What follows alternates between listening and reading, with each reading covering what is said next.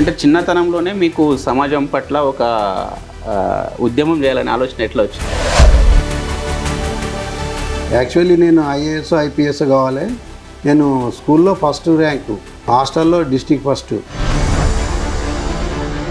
అంటే దేశాన్ని మొత్తం ఇటువైపు చూసేలా చేసిన కొంతమంది, ములాయం సింగ్ కావచ్చు, పులందేవి కావచ్చు, అలాగే ఒక అంబేద్కర్ కాంశీరామ్, అంబేద్కర్ వారసుడైన కాంశీరామ్ కావచ్చు, అలాంటి వాళ్ళతో మీకు ఎలాంటి స్నేహం ఏర్పడింది? ఎలా మీరు వాళ్ళతో జర్నీ చేసే అవకాశం వచ్చింది?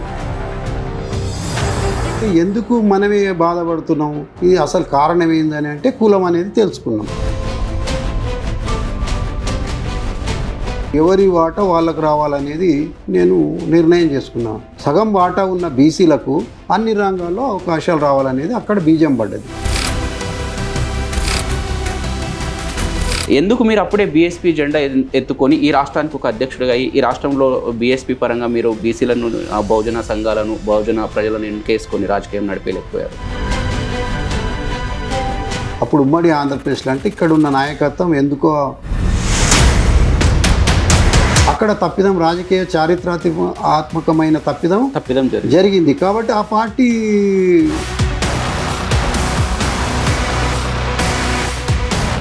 ఈ మూమెంట్కు మీరు ఎట్లా రావడం జరిగింది ఈ సందర్భం? KCR is right. కేసీఆర్ నాయకత్వంలో పోతే మరి బలమైన నాయకుడు కాబట్టి బలమైన సామాజిక వర్గమే. అంటే ఎంత పెద్ద కులం ఉంటే అంత బలమైన సామాజిక వర్గంగా మనం లెక్కేసుకోవాలి రాజకీయాల్లో. ముఖ్యంగా ఇక్కడ జగ్గారెడ్డి అనేవాడు ఈరోజు చెప్తున్నాడు, నేను కేసీఆర్కి ఏం తెలియదని. కేసీఆర్ కాదు, నువ్వేడున్నావు అనేది ఇక్కడ సంగారెడ్డి ప్రజలు అడుగుతున్నారు. జగ్గారెడ్డి అసలు ఈయన ఎక్కడ ఉన్నాడు? దొంగలకు సద్దులు మోసే పని జగ్గారెడ్డి గారు పనిచేసిండు. ఆయనకు మానవ విలువలు లేదా ప్రజాస్వామ్య విలువలు ఉంటే ఆయన రాజీనామా వేసి ఇంట్లో కూర్చోవాలి. యాక్టివ్గా పనిచేసి మీరు ఎంతో కష్టపడిన ఈ తరుణంలో మీకు ఎమ్మెల్సీ వచ్చినట్టే వచ్చి చేజారిపోయింది. ఇక్కడ బాబ్రీ మసీద్ కూల్చివేసినప్పుడు దాన్ని ఖండిస్తూ అప్పుడు నేను ఎస్పీలో తెలంగాణ కన్వీనరు, వారు ఏమో మంత్రి. అన్నిటికంటే పెద్ద అర్హత ఏంటంటే డబ్బులు కాదు, తెలంగాణ ఉద్యమంలో ఉన్నవా లేవా, కేసీఆర్ గారు ఎంబడి నడిచినవా లేవా. ఎక్కడ చెప్పినా ఈ బీరయ్య యాదవ్ అనేటోడు మెదక్ జిల్లాలో తెలియని వాళ్ళు ఎవరు ఉండరు. మీరు ఎంపీగా ఒకవేళ ఇక్కడ మీకు పార్టీ అవకాశం ఇచ్చి మీరు పోటీలో ఉంటే మిగతా పార్టీల నుంచి మీకు ఎంతవరకు పోటీ అవకాశం ఉంది? ఎప్పుడే కానీ ప్రజలు హామీలను నమ్ముతారు. ఈ దేశంలో మనుషులకు ఏదైతే నాయకుడు ఏదంటే దాని మాట మీద నిలబడితే ఆ పార్టీకి వాల్యూ పెరుగుతుంది. ఆ హామీలు నెరవేర్చలేరు కాబట్టి ఇప్పుడు మళ్ళీ ప్రజలు ఆలోచన చేస్తారు. నమస్తే, V5 న్యూస్ లీడర్ కార్యక్రమానికి స్వాగతం. ఈరోజు మనతో ఉన్నారు సామాజిక న్యాయ ఉద్యమ నేత, నాటి హేమహేమిలైన కాంశీరామ్, పులందేవి, ములాయం సింగ్ యాదవ్, నాటి కేసీఆర్ తెలంగాణ ఉద్యమ నేత. అలాంటి హేమహేమిలతో రాజకీయ సాహసం చేసి నేడు మన మెదక్ గడ్డపైన రాజకీయంగా తెలంగాణ నుంచి ఎంపీ సీట్ ఆశిస్తున్న మన బీరప్ప యాదవ్ మనతో ఉన్నారు. ఈరోజు తనతో మాట్లాడి తన రాజకీయంగా ఏ విధంగా వచ్చారు, ప్రజెంట్ ఎలాంటి సిచ్యువేషన్లో ఉన్నారు, ఎలా ముందుకు వెళ్ళాలనుకుంటున్నారు ఒక్కసారి తెలుసుకుందాం. అన్న నమస్తే. నమస్తే. ఎట్లా ఉంది రాజకీయ జర్నీ, ఎట్లా ఉంది మీ లైఫ్? అంటే ఒక నిజానికి లాంగ్ జర్నీ ఉంది నాది, long and continuous journey. So నేను 1978లో ఇక్కడ హాస్టల్లో చేరాను. ఓకే. ఎస్సీ హాస్టల్ బోర్డర్ని, 5th క్లాస్. మాది బొబ్బిలిగామ, సరస్పేట్ మండలం. అంటే ఈ సంగారెడ్డి కాన్స్టిట్యున్సీలో పోలింగ్ స్టేషన్ నెంబర్ 1. అక్కడ నుంచి నా జర్నీ స్టార్ట్ అయింది. హాస్టల్ సమస్యల మీద పోరాటం, అప్పుడున్న పరిస్థితులలో. అంటే చిన్నతనంలోనే మీకు సమాజం పట్ల ఒక ఉద్యమం చేయాలనే ఆలోచన ఎట్లా వచ్చింది? అంటే సమస్యల పైన ఎట్లా ముందుకు వచ్చారు? మొదట నాకు ఈ సమాజం మీద ఏం అవగాహన లేదు. హాస్టల్ సమస్యలే సమాజం వైపు దింపినాయి. ఓకే. యాక్చువల్లీ నేను ఐఏఎస్ ఐపీఎస్ కావాలి. నేను స్కూల్లో ఫస్ట్ ర్యాంకు, ఓకే, హాస్టల్లో డిస్ట్రిక్ట్ ఫస్ట్. అన్నీ ఈ కోన నుంచి ఆ కోన వరకు చదువుతుంటే నేను పుస్తకాలను. అప్పుడు నల్లులు గరుస్తుండే, మాకు దోమలు కుడుతుండే. అటువంటి పరిస్థితుల్లో నేను బాగా చదువుకుంటుంటే అయితే మాకు హాస్టళ్ళలో సరైన ఫెసిలిటీస్ అప్పుడు ఉండకుండా ఇప్పుడు చాలా బ్రహ్మాండంగా ఉన్నాయి. ఫ్యాన్లు కూడా లేకుండా అప్పుడు ఆ, అన్నం పెడుతుండ్రి, చాలా పెడుతురు, కానీ పప్పుచారు, నీళ్ళ చారు, అందులో పురుగులు కూడా వస్తుండే. అంటే అట్లాంటి ఒక అట్టడుగు స్థాయి నుంచి కష్టపడిన మీరు మన దేశంలో ఉన్న హేమా రాజకీయ నాయకులతో ఒక అంటే దేశాన్ని మొత్తం ఇటువైపు చూసేలా చేసిన కొంతమంది, ములాయం సింగ్ కావచ్చు, పులందేవి కావచ్చు, అలాగే ఒక అంబేద్కర్ కాంశీరామ్, అంబేద్కర్ వారసుడు అయిన కాంశీరామ్ కావచ్చు, అలాంటి వాళ్ళతో మీకు ఎలాంటి స్నేహం ఏర్పడింది? ఎలా మీరు వాళ్ళతో జర్నీ చేసే అవకాశం వచ్చింది? అదే ఇప్పుడు ఈ మెస్ ఛార్జెస్ది ఫస్ట్ నా మూమెంట్ ఏంటంటే హాస్టల్ పిల్లలకు ఈ కాస్మెటిక్ ఛార్జెస్ పెరగాలి, మెరుగైన ఆహారం, క్వాలిటీ ఆహారం ఇవ్వాలనేది స్టార్ట్ అయింది ఆర్ కృష్ణయ్య గారితో. అప్పుడు ఆయన ఉస్మానియాలో ఆయన లీడర్ అప్పుడు, కాబట్టి ఆయనతోటి మొదట జర్నీ జరిగింది. సో ఈ తర్వాత ఏమైందంటే, అరే ఎందుకు మనమే బాధపడుతున్నాము, ఇది అసలు కారణం ఏందని అంటే కులం అనేది తెలుసుకున్నాం. అంటే బీసీలు, ఎస్సీలు వీళ్ళంతా కూడా కింది కులాలకు ఎక్కువ ప్రయోజనాలు లేవు, కాబట్టి ఎవరి వాటా వాళ్ళకు రావాలనేది నేను నిర్ణయం చేసుకున్నాను. అందుకే మొదటిసారిగా బీఎస్పీలో నేను 89, 90 మధ్యలో అందులో చేరాను. కాంశీరామ్ గారి ఈ పార్టీలో చేరాను. మొత్తం కుల వ్యవస్థ మీద స్టడీ చేశాను. అంతకుముందే కొంత నేను 86 అంటే బీఎస్పీలో చేరక ముందు బీసీ రిజర్వేషన్ అనేది ఒక మూమెంట్ వచ్చింది ఇక్కడ. ఎన్టీఆర్ మాజీ ముఖ్యమంత్రి గారు 25% నుంచి 44% విద్య, ఉద్యోగ రంగాల్లో బీసీలకు మురళీధరరావు కమిషన్ ప్రకారం రిజర్వేషన్లు ఇవ్వాలని నిర్ణయం చేసిండు. ఆ నిర్ణయాన్ని అప్పుడున్నటువంటి ఆధిపత్య భావజాల ఆ పార్టీలోని బయటి శక్తులంతా వ్యతిరేకించాయి. అప్పుడు నవ సంఘర్షణ సమితి అనే ఒక మూమెంట్ వచ్చింది వ్యతిరేకంగా. అనుకూలంగా సమసంగ్రామ పరిషత్ అని మేము నడిపాము. అక్కడనే నాకు బీజం పడ్డది. ఇది ఈ దేశంలో ఎవరి వాట వాళ్ళకు దక్కకపోతే సామాజిక న్యాయం జరగదు, ఈ దేశం అభివృద్ధి చెందదు. సగం వాటా ఉన్న బీసీలకు అన్ని రంగాల్లో అవకాశాలు రావాలనేది అక్కడ బీజం పడ్డది. మీ రాజకీయ అనుభవం అనేది ఈ దేశంలో చాలా, ఈ దేశానికి సంబంధించి, రాష్ట్రానికి సంబంధించి చాలా లాంగ్ అండ్ గొప్పది. అంటే బీఎస్పీ పరంగా మీరు ఒక సీనియర్ నాయకుడు మన రాష్ట్రానికి సంబంధించి, ఆఫ్టర్ కాంశీరామ్తో తర్వాత ఆయన స్నేహం పరంగా ఎందుకు మీరు అప్పుడే బీఎస్పీ జెండా ఎత్తుకొని ఈ రాష్ట్రానికి ఒక అధ్యక్షుడిగా అయ్యి ఈ రాష్ట్రంలో బీఎస్పీ పరంగా మీరు బీసీలను, బహుజన సంఘాలను, బహుజన ప్రజలను ఎన్కేసుకొని రాజకీయం నడిపేయలేకపోయారు? కాంశీరామ్ గారి ఆలోచన విధంగా ఈ రాష్ట్ర నాయకత్వం నడుచుకోలేదు.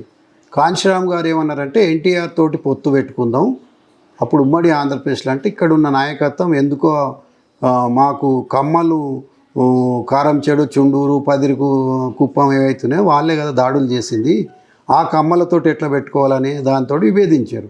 అక్కడ కాంశీరామ్ మీకు అసలు రాజకీయ లౌక్యం తెలియదు అనేది అన్నాడు. అక్కడ రిజల్ట్ వచ్చే అవకాశం ఉండే. అక్కడ తప్పిదం, రాజకీయ చారిత్రాత్మకమైన తప్పిదం జరిగింది. కాబట్టి ఆ పార్టీ అక్కడనే బలహీనపడ్డది. తదుపరి నేను ములాయం సింగ్ గారి సోషలిస్ట్ పార్టీలో చేరాను. ఇక్కడ ఈ నాయకత్వం బీసీలను కూడా ఆర్గనైజ్ చేయలేకపోయింది. సో నేను better chance socialist Mulayam Singh గట్టి తిరుగుతుండని నేను I joined in SP.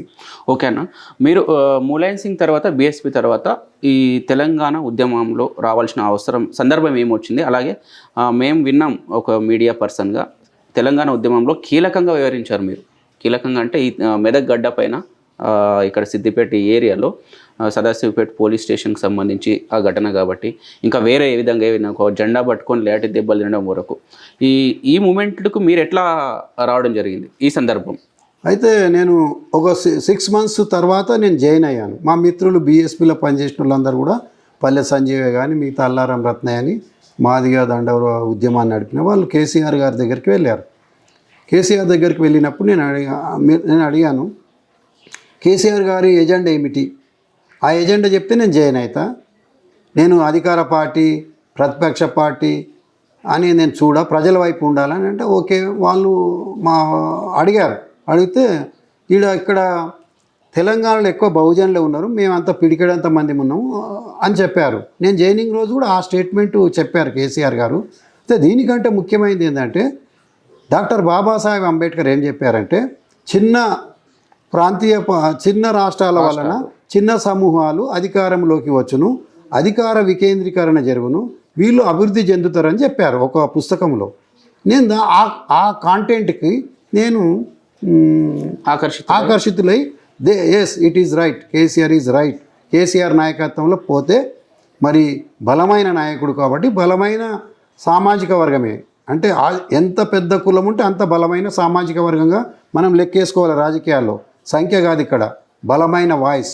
So voice అని నేను కేసీఆర్ గారిని అనుసరించిన చాలా వరకు కఠినాతి కఠినమైన పరిస్థితులలో పార్టీని భావజాలాన్ని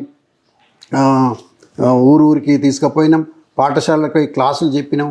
ఓకే, తెలంగాణ ఎందుకోసం కావాలి, ఎవరి కోసం కావాలి, తెలంగాణ వస్తే ఏమవుతుంది, నీళ్లు నిధులు ఉద్యోగాలు. అప్పుడు 2 పాయింట్లు ఎక్కువ, ఉద్యోగాలు ఫస్ట్ పాయింట్, నీళ్లు 2, నిధులు అనేది ఎడమ కుడి ఉన్న ఇవి 2 మెయిన్ పాయింట్, ఇవి చెప్పాము. ఇంకోటి కల్చరల్ విప్లవం, భాష మీద, మాండలికం మీద, యాస మీద కూడా సినిమాలు, మన భాష లేదు అది అనే దానికి ఆ విధంగా చెప్పడం జరిగింది. ఈరోజు పోలీసుల నిర్బంధాలు, లాఠీ దెబ్బలు, పోలీస్ కేసులు, జైళ్ళు, ఇవన్నీ కూడా జైలు కూడా వెళ్ళాను నేను 2 సార్లు వెళ్ళాను. ఒకటి లాకప్ డెత్లకు వ్యతిరేకంగా నిరసన తెలిసిన దానిలో పోయినాము. మళ్ళీ వేరే మాజీ ముఖ్యమంత్రి వైఎస్ఆర్ ఈ తెలంగాణకు వ్యతిరేకంగా వచ్చినప్పుడు వాళ్ళకు నిరసన తెలిపాము. ఆ దానిలో 3 నెలల జైలు శిక్ష కూడా పడ్డది. 3 మంత్రులను సంగారెడ్డిలో కూడా అడ్డుకోవడం జరిగింది. ముఖ్యంగా ఇక్కడ జగ్గారెడ్డి అనేవాడు ఈరోజు చెప్తున్నాడు, నేను కేసీఆర్కి ఏం తెలియదని. కేసీఆర్ కాదు, నువ్వేడున్నావు అనేది ఇక్కడ సంగారెడ్డి ప్రజలు అడుగుతున్నారు జగ్గారెడ్డి. అసలు ఈయన ఎక్కడ ఉన్నాడు? తెలంగాణ వద్దనే వాళ్ళకు కుంచులు మోస్తారని అంటారు ఇక్కడ. సద్దులు, దొంగలకు సద్ది మూట సద్దులు మోసే పని జగ్గారెడ్డి గారు పనిచేసిండు. అది ముందు చెప్పాలి. ఏమన్నాడు, నేను తెలంగాణ ఇస్తే నేను కాంగ్రెస్ పార్టీలో ఉండన్నాడు.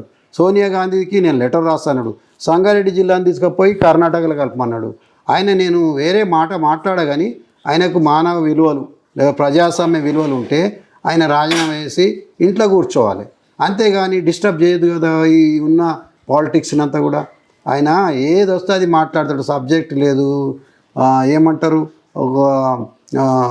ఒక డిసిప్లిన్ లేదు, క్రమశిక్షణ లేదు, ఏదంటే అది మాట్లాడతాడు.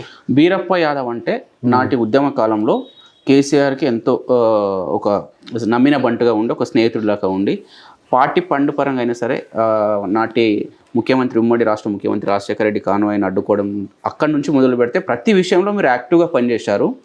యాక్టివ్గా పనిచేసి మీరు ఎంతో కష్టపడిన ఈ తరుణంలో మీకు ఎమ్మెల్సీ వచ్చినట్టే వచ్చి చేజారిపోయింది. ప్రజెంట్ ఎంపీ సీట్ కోసం మీరు చేస్తున్న ప్రయత్నం, మీ ప్రయత్నం మీకు నడుస్తుంది. ఈ మూమెంట్లో మీకు ఎంపీ సీట్ ఇవ్వవలసిన ఆవశ్యకత ఒక్కసారి మా ఛానల్ తెరపు. అయితే యాక్చువల్గా ఏంటంటే నేను కేసీఆర్ గారికి ఉద్యమము తెలంగాణ స్టార్ట్ చేయకముందే నాకు పరిచయాలు ఉన్నాయి. ఇక్కడ బాబ్రీ మసీదు కూల్చివేసినప్పుడు దాన్ని ఖండిస్తూ అప్పుడు నేను ఎస్పీలో తెలంగాణ కన్వీనరు, వారు ఏమో మంత్రి. నేను ఆ మీటింగ్కి నేను అధ్యక్షత వహించిన. ఆ రోజు మా పరిచయం జరిగింది. మీదే ఊరు ఏం కథ అని అడిగాడు. అప్పటికే నేను చెప్పాను ఇట్లా అని. అంటే సార్ అప్పటి తెలుసు.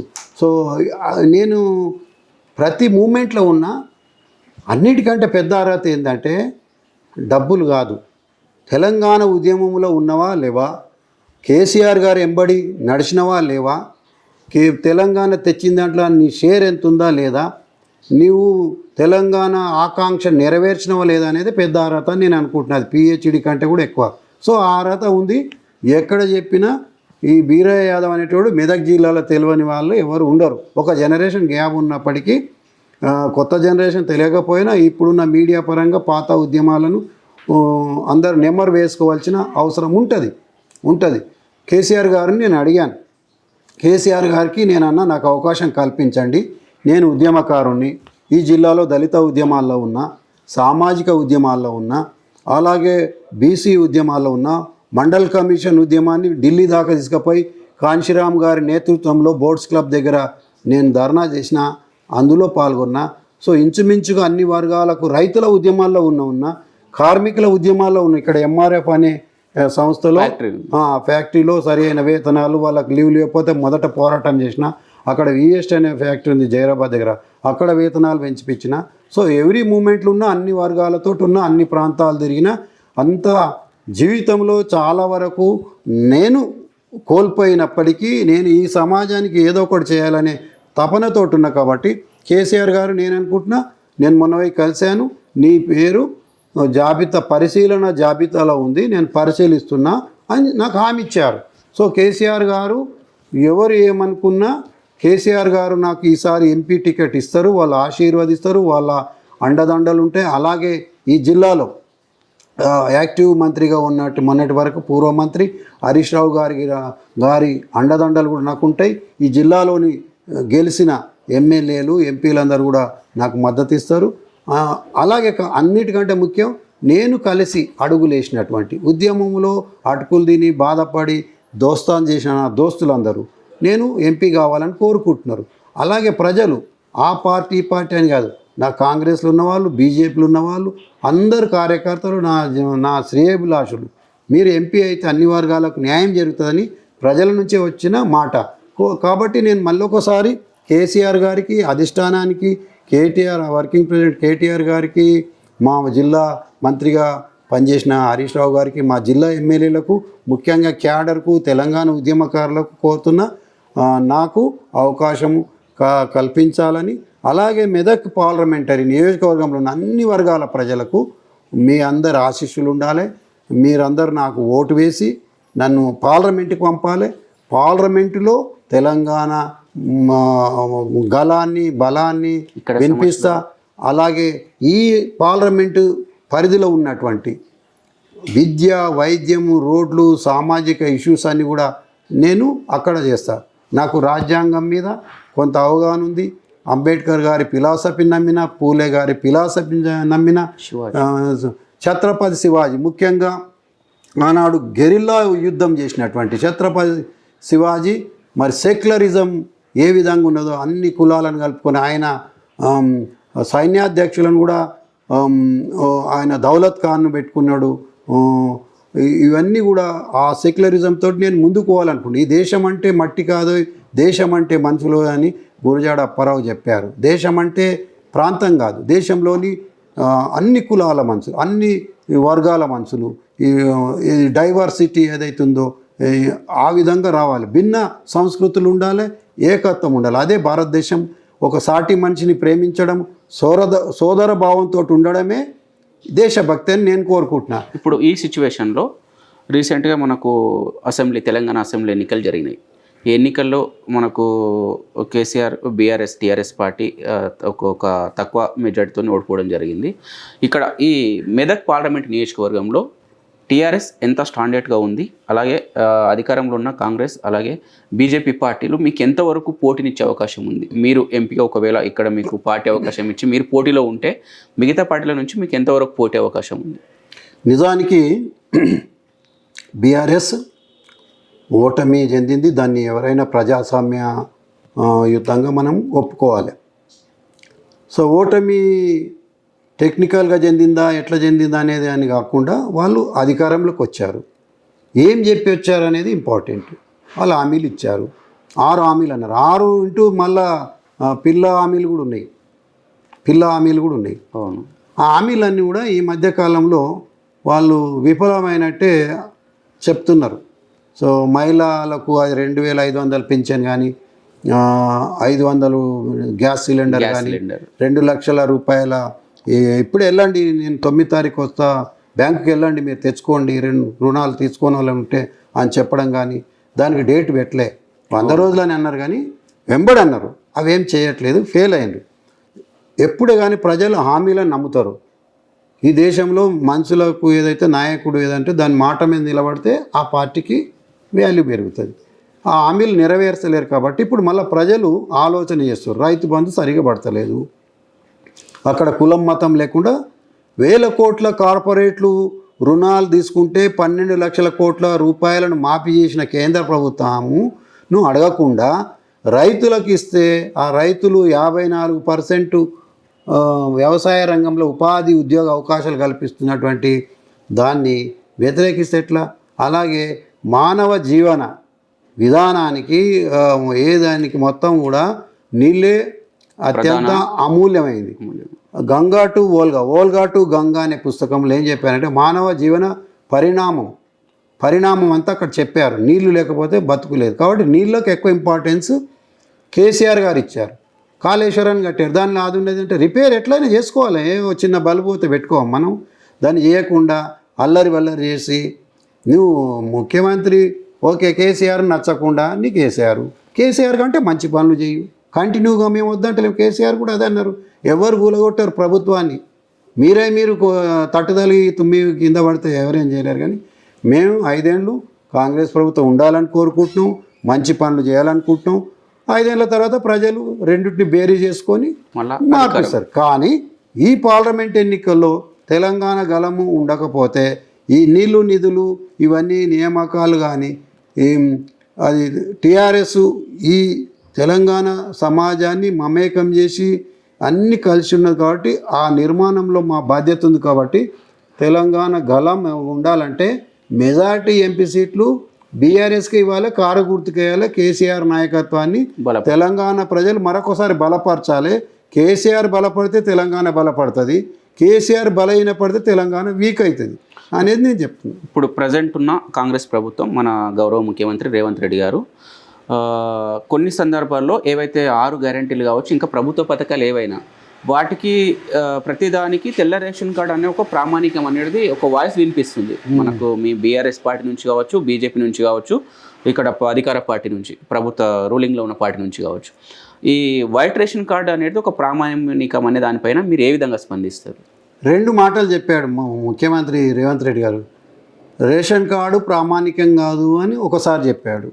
మంత్రులేమో ఒకటి మాట్లాడు, లీకేజీలు ఇస్తున్నారు. అంటే పని చేత కానప్పుడు ఏదో ఒక లీకేజ్ ఇచ్చి బయట దాన్ని తప్పించుకోవడానికి. అది ఏది ప్రామాణికం అనేది ప్రభుత్వం దగ్గర అంత సమాచారం ఉంది. ఇంతకుముందు ఎట్లా వేసిండ్రు, ఆ పెన్షన్లు ఎట్లా వేసిర్రు అవన్నీ ఉన్నది, డీటెయిల్స్ అన్నీ ఉన్నాయి. వీళ్ళు పని చేయజాలక ఆ ఇచ్చిన హామీలను మీట్ కాలేక పరిపాలనా వ్యవహారాల్లో అడ్మినిస్ట్రేషన్లో వీళ్ళు వీక్ ఉన్నారు. అది ముఖం బాగలేక అద్దం బాలగొట్టుకున్నట్టు ఉంది వాళ్ళ పని.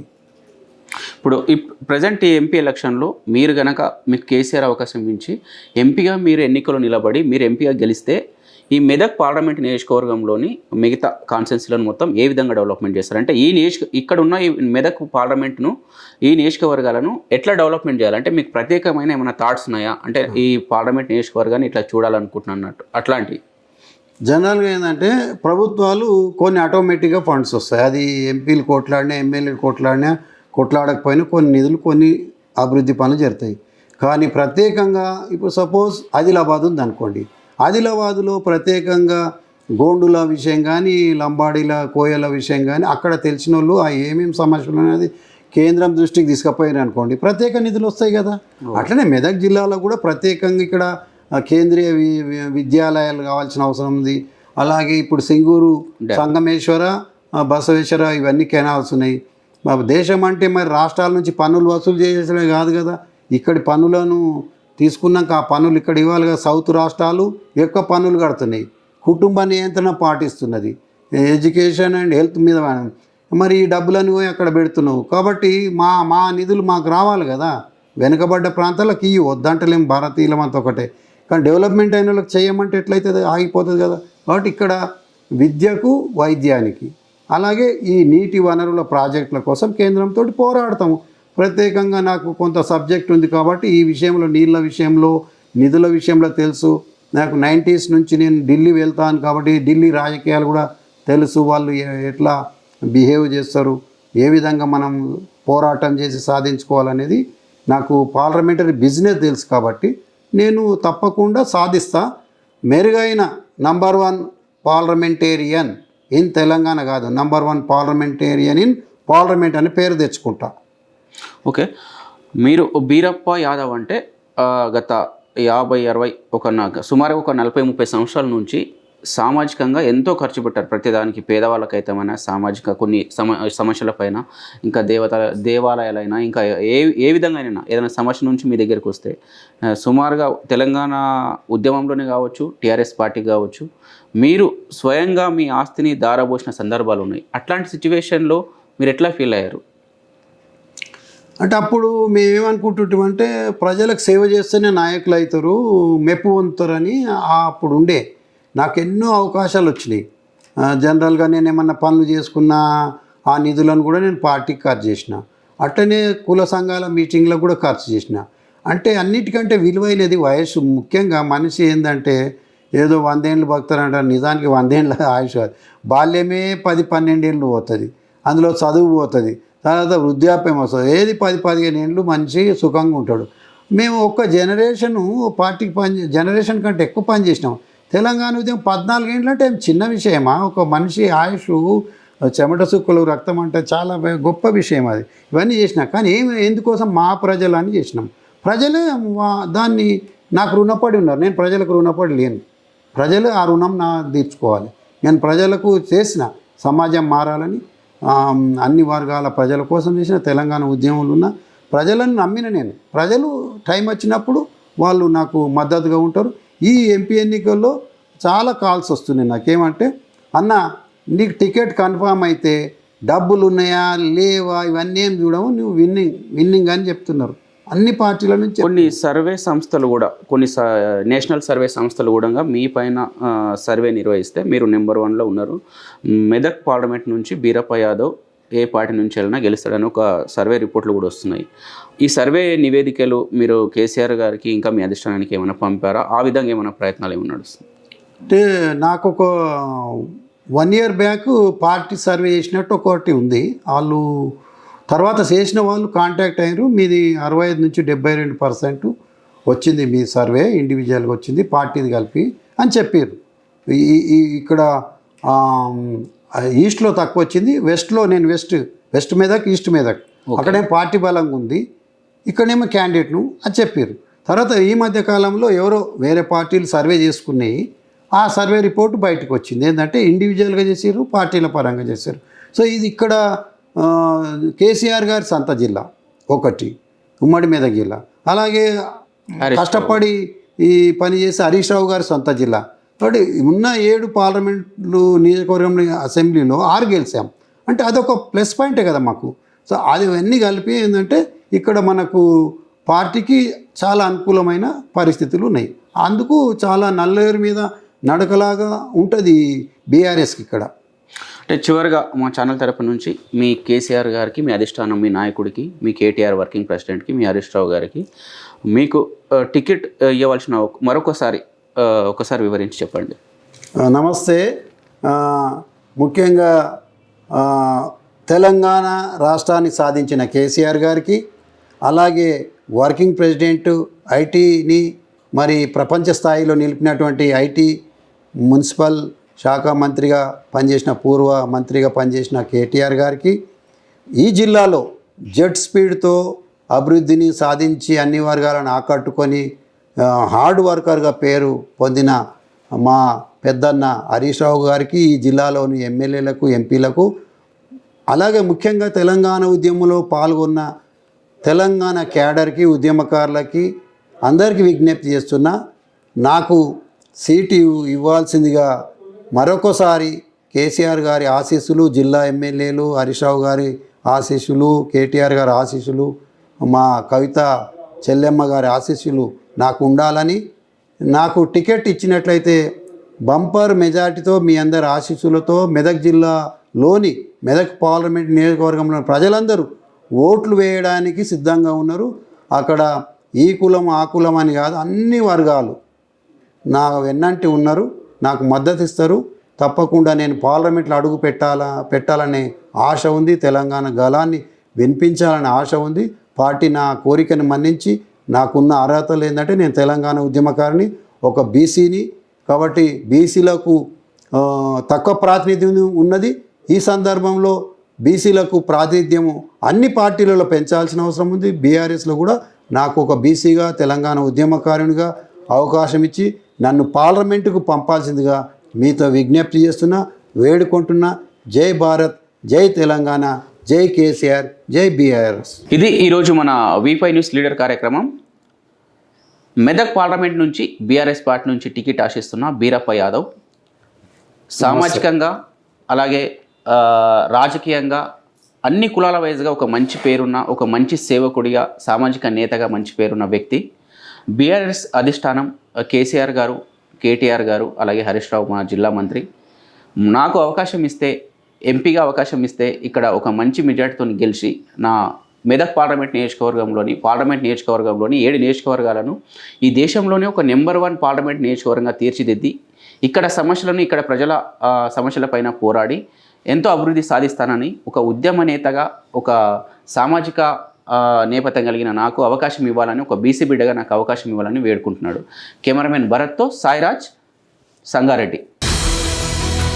అంటే చిన్నతనంలోనే మీకు సమాజం పట్ల ఒక ఉద్యమం చేయాలనే ఆలోచన ఎట్లా వచ్చింది? యాక్చువల్లీ నేను ఐఏఎస్ ఐపీఎస్ కావాలి. నేను స్కూల్లో ఫస్ట్ ర్యాంకు, హాస్టల్లో డిస్ట్రిక్ట్ ఫస్ట్. అంటే దేశాన్ని మొత్తం ఇటువైపు చూసేలా చేసిన కొంతమంది, ములాయం సింగ్ కావచ్చు, పులందేవి కావచ్చు, అలాగే ఒక అంబేద్కర్ వారసుడైన కాంశీరామ్ కావచ్చు, అలాంటి వాళ్ళతో మీకు ఎలాంటి స్నేహం ఏర్పడింది? ఎలా మీరు వాళ్ళతో జర్నీ చేసే అవకాశం వచ్చింది? ఎందుకు మనమే బాధపడుతున్నాం, ఇది అసలు కారణం ఏందని అంటే కులం అనేది తెలుసుకున్నాం. ఎవరి వాటా వాళ్ళకు రావాలనేది నేను నిర్ణయం చేసుకున్నాను. సగం వాటా ఉన్న బీసీలకు అన్ని రంగాల్లో అవకాశాలు రావాలనేది అక్కడ బీజం పడ్డది. ఎందుకు మీరు అప్పుడే బీఎస్పీ జెండా ఎత్తుకొని ఈ రాష్ట్రానికి ఒక అధ్యక్షుడిగా ఈ రాష్ట్రంలో బీఎస్పీ పరంగా మీరు బీసీలను, బహుజన సంఘాలను, బహుజన ప్రజలను ఎన్నుకేసుకొని రాజకీయం నడిపేయలేకపోయారు? అప్పుడు ఉమ్మడి ఆంధ్రప్రదేశ్లో అంటే ఇక్కడ ఉన్న నాయకత్వం ఎందుకో అక్కడ తప్పిదం, రాజకీయ చారిత్రాత్మకమైన తప్పిదం జరిగింది. కాబట్టి ఆ పార్టీ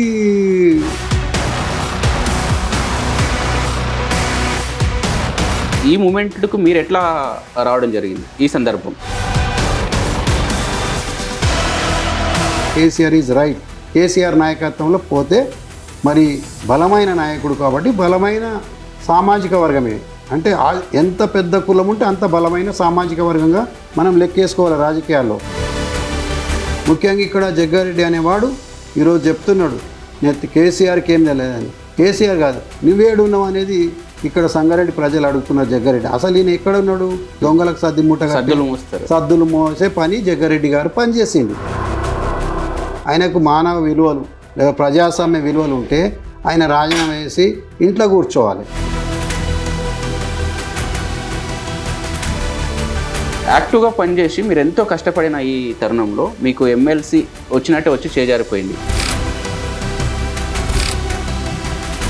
ఇక్కడ బాబ్రీ మసీద్ కూల్చివేసినప్పుడు దాన్ని ఖండిస్తూ అప్పుడు నేను ఎస్పీలో తెలంగాణ కన్వీనరు, వారేమో మంత్రి. అన్నిటికంటే పెద్ద అర్హత ఏంటంటే డబ్బులు కాదు, తెలంగాణ ఉద్యమంలో ఉన్నవా లేవా, కేసీఆర్ గారు ఎంబడి నడిచినవా లేవా. ఎక్కడ చెప్పినా ఈ బీరయ్య యాదవ్ అనేటోడు మెదక్ జిల్లాలో తెలియని వాళ్ళు ఎవరు ఉండరు.